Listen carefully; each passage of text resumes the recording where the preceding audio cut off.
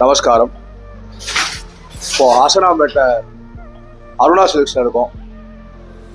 இங்க தெரிஞ்ச ஒருத்தர்னால எங்க அறிமுகப்படுத்தப்பட்டோம். நாங்கள் இந்த கடையோட நடத்துனர் கார்த்திக் எங்களுடைய தேவைகள் எல்லாம் சரிவர புரிஞ்சுக்கிட்டு நாங்க கேட்ட மாதிரியே 9 கஜ புடவைய என்னுடைய கல்யாணத்துக்காக வடிவமைச்சு கொடுத்துருக்காரு.